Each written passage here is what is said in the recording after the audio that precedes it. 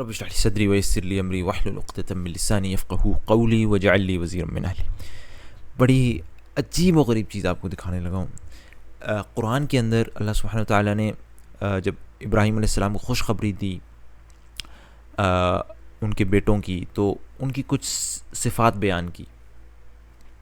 جس طریقے سے اس آیت میں آپ دیکھیں، جب انہوں نے اللہ تعالیٰ نے ابراہیم علیہ السلام کو خوشخبری دی، یہ سورہ صافات کی آیت نمبر 37 ہے، اس میں 101 ہے. اس میں انہوں نے کہا ہم نے اس کو ایک حلیم یعنی بردبار برداشت کرنے والے لڑکے کی بشارت دی.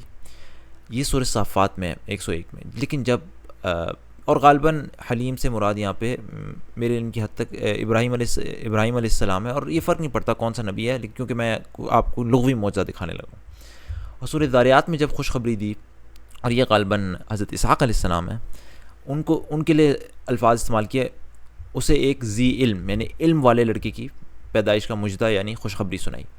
جبکہ سورہ حجر میں بھی یہی ہم نے ایک بڑے سیانے یعنی یہاں پہ سیانے سے مراد علم والا ہے، غلام علیم، علم والے لڑکے کی بشارت دی.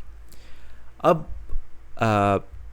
جو میں آپ کو چیز دکھانے لگا ہوں، آپ نے فرق دیکھ لیا کہ ایک لڑکی کی بشارت کے وقت کہا کہ بردبار برداشت کرنے والا حلیم، جبکہ باقی دو جگہ فرمایا علیم یعنی علم والا، دونوں کو علم والا کا. اب ایک عجیب سی چیز دیکھیں، ہم دیکھتے رہتے ہیں سیاق و سباق، لیکن اب آپ ایک صرف ماحول، سیاق و سباق سے مراد میرا یہاں پہ صرف ایک آیات کا ماحول آگے پیچھے دیکھیں کہ کس طریقے سے چل رہا ہے. جہاں اللہ تعالیٰ نے کہا برداشت کرنے والا حلیم، اگر آپ پیچھے سے دیکھتے ہوئے آئیں ان آیات کو، تو آپ دیکھیں جب حضرت ابراہیم علیہ السلام کو یہ آیت نمبر 97 سے دیکھیں تو آیت کا ان کا ماحول کیا چل رہا ہے. انہوں نے حضرت ابراہیم علیہ السلام کو جلانے کی کوشش کی. انہوں نے آپس میں کہا اس کے لیے ایک الاؤ تیار کرو اور اسے دہکتی ہوئی آگ کے ڈھیر میں پھینک دو. ٹھیک ہے، انہوں نے اس کے خلاف ایک کارروائی کرنا چاہیے. ٹھیک ہے، اور ہم نے انہیں کو نیچے دکھا دیا. تو لہٰذا تکلیف انہیں دی جا رہی ہے، اور وہ انہیں یعنی کہ تکلیف کے خلاف برداشت کرنا ہے.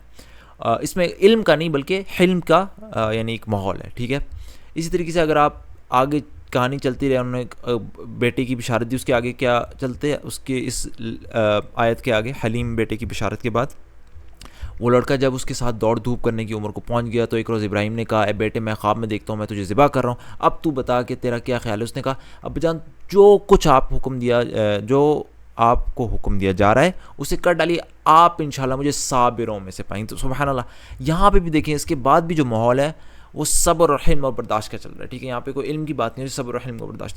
تو سبحان اللہ، آپ نے دیکھا کہ ایک بیٹے کی جو صفت بتائی جا رہی ہے، صفت اس کو جس طریقے سے ڈسکرائب کیا جا رہا ہے، ایک برداشت، اسی طریقے سے ماحول چل رہا ہے آگے پیچھے. ٹھیک ہے، اور اس کی صفت بھی ایسی ہے. ٹھیک ہے، لیکن اگر آپ ان دو آیات اس سورہ ذاریات میں دیکھیں جہاں اس کو علم والا کہا گیا ہے، پیچھے دیکھیں، آپ پیچھے سے چلتے ہوئے آئیں، آیت نمبر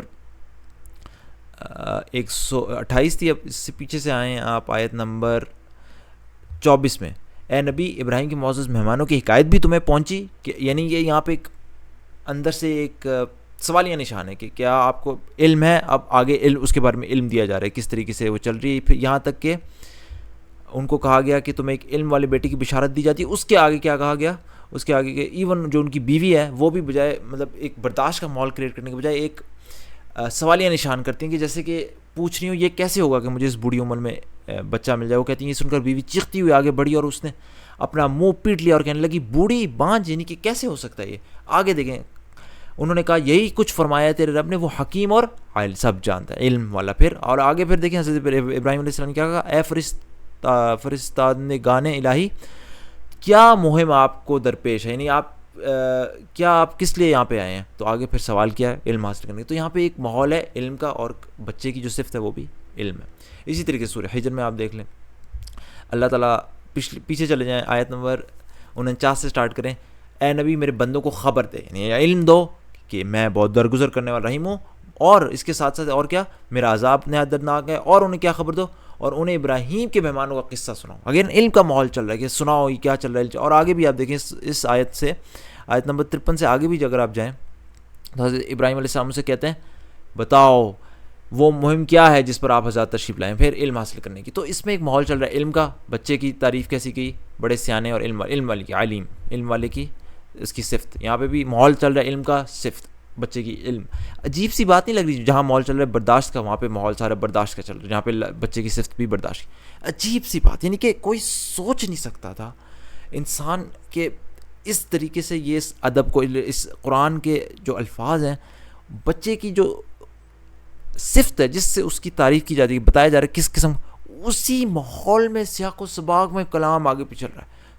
کچھ سوچ بھی نہیں سکتا. تو پھر اندازہ کریں کہ جو لوگ یہ اس پہ شک کریں کہ یار یہ کسی شاعر نے کلام لکھ دیا ہے، یہ کسی جادو نے، آپ مجھے بتائیں کوئی جادوگر جادو سے بھی اس طریقے کے کلام بنا سکتا ہے؟ کچھ جادوگر تو شاید اپنا نام تک نہیں لکھ سکتے، اور وہ اس جادو سے یہ کریں گے. کوئی شاعر اس طریقے سے شاعری کرتا ہے کہ ایسا ماحول چل رہا ہے اسی حساب سے اتنا باریک. اور یہ تو دیکھیں، یہ تو صرف ایک میں آپ کو لغوی دکھا رہا ہوں نا، اتنی عجیب و غریب اس طرح کی اتنی قرآن کے اندر سیاق و سباق میں بات کرنا، اس کے رنگ سٹرکچرز، اس کے کیا کچھ سائنٹیفک نمبر، یہ دس از امپاسبل. انسان کا دماغ عاجز ہو جاتا ہے یہ سوچ کے، انسان پریشان ہو جاتا ہے کہ یار یہ انسان کیا دنیا کی سب سے بڑی طاقت، یہ الفاظ نہیں انسان ان کا کہ اس کو کس طریقے سے انسان ڈیفائن کرے.